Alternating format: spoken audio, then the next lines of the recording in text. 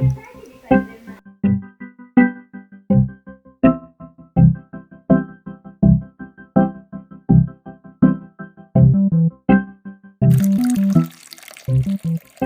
everyone, James from TeaDB here, bringing you another Inbetweenisode. So as you could tell from today, the setup, that it's just going to be a little bit of a different Inbetweenisode. So as those of you that follow the blog pretty closely know, I have moved in the last 4 or 5 months.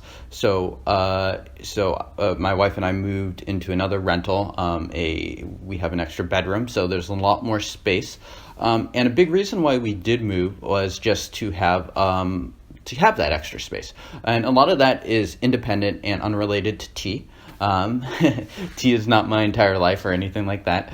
So having a larger office space, a bigger desk, and a workspace. So I've been enjoying those aspects of it. But another thing that we thought we could do, especially once we had the actual space sort of the lease signed, was that we wanted to create a little bit extra space and a new area for tea and for other projects. So I'm showing you that area now. And so this area is partially intended for my wife to do projects.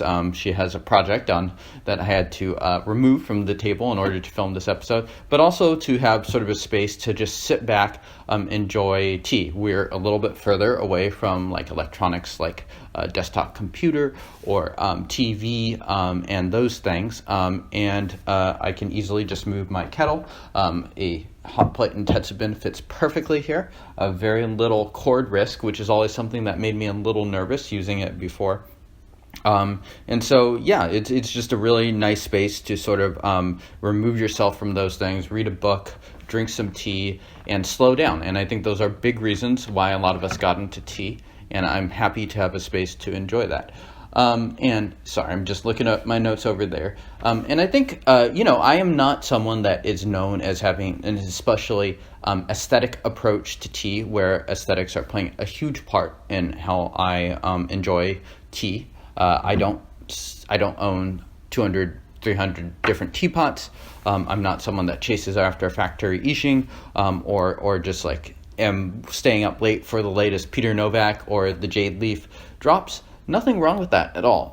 But I think I think having this space does sort of help to emphasize in my own mind that there are a lot of different aspects to tea beyond tea itself. We think about how we enjoy tea with other people, and how that's different and oftentimes a lot more enriching than just having tea solo. So having tea to share and having that sort of shared experience and being able to enjoy conversation with another, that's a really important part, and definitely one of the main things I am missing with coronavirus and the global pandemic raging about. Just the fact that it's just no longer necessarily a very possible or responsible thing to do, just because tea is so social. You can't drink it while you're masked. You can't really socially distance very easily. It's just not an easy thing to integrate into 2020 pandemic life. So having this space is definitely something where once we are beyond this, I hope to have more people come in and sit down with me and enjoy it. So a couple things. You'll notice I am sitting on the ground. This is actually a Korean set. So it took me a little bit getting used to just sitting on the ground and drinking tea. But I kind of like it. Usually what I'm doing is that fold-up table that you'll see us drinking our normal episodes on, or my normal Inbetweenisodes on, is sort of more of that's in my office. So it's fully up there, and it's hard to just sort of escape those the daily life. It's like right in the middle of there. I can turn my chair 120 degrees and I'll be at my desk, turn it back, and I'm drinking tea. So there's something to be said for just sort of having the space that's a little bit removed from that hecticness of life. I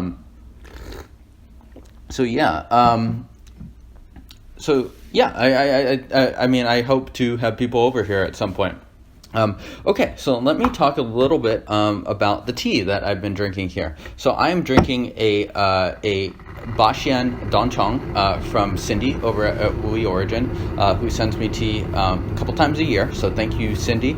And it's a Dancong is a sort of tea that I just don't drink all that often, and I would be the first person to tell you that I am not chasing the best Dancong down. It's more or less what gets exposed to me and which ones I like, and I definitely do like the WuyiOrigin ones. Unlike Wuyi tea, which is a tea that I do drink actually quite often. This is probably something that I'll drink a couple times on TeaDB, maybe once or twice a month. So I'll have it throughout the year, but it's not something that I'm like really thinking about even buying it, nor has it really been much of a consideration. In general, I find that it sort of it looks sort of like a Wuyi oolong. Usually it's on the greener side, and I've had a lot of success with these brewing them at just a little bit less gram, certainly than a Wuyi oolong, which I think benefits from a little more grammage. And sort of like a Wuyi oolong, you can keep those steeps pretty short. So this is my third steep. Probably get 6 or 7 steeps out of this. And one other thing you'll notice is I don't have a Chahai or Gongdao Bei here. And I'd say that's actually pretty typical for me drinking on my own. This cup is almost the perfect size to pour in from here. And one of the reasons we use those is when you're drinking with a couple people, you can even out the brews. But also when it comes to TeaDB, we also are trying to drink stuff in a relatively quick manner. Part of that is just because it could be a little, some people find TeaDB kind of dull anyways, so drawing it out even longer and having even longer between steeps is, I don't know, we try to make sure that we drink the tea in a fairly reasonable pace. Nice, really floral, slightly sort of acorn nutty aroma to it. Earlier I was getting sort of a smell that sort of reminded me of some of my Chinese aunt's house. I couldn't tell you what that smell is, but it sort of takes me back to a place that isn't exactly tea-centric. Cheers.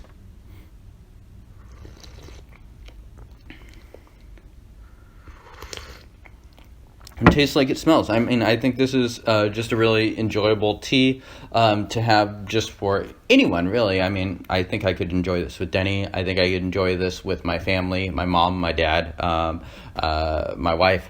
Definitely one that if you trust my recommendations for a tea category that I drink only every now and then, I would definitely recommend. So thank you all for tuning in. Let me know what your tea spaces are. Do you have a space sort of like this? With tea, there's so many different ways you can drink it. You could be someone that literally just drinks it grandpa style, and that's legit. That's fine. So let me know how you normally drink tea. If you have a couple different spaces for tea, let me know what they are. Send a photo. And let me know what you like about the space, and let me know if you like this episode at all, or if you found it interesting. So thank you all for tuning in again. Hope everyone is doing well during these holidays. I know it can be a little bit of a tough holiday. My wife and I are doing it at home, so maybe we can sort of separate out and drink some nice tea sitting down here as a way to just sort of, I don't know. Thanksgiving is going to be so weird this year that doing it. So probably releasing this after Thanksgiving, so it's probably already happened. But thanks again for tuning in. I'll see you all next time. Cheers.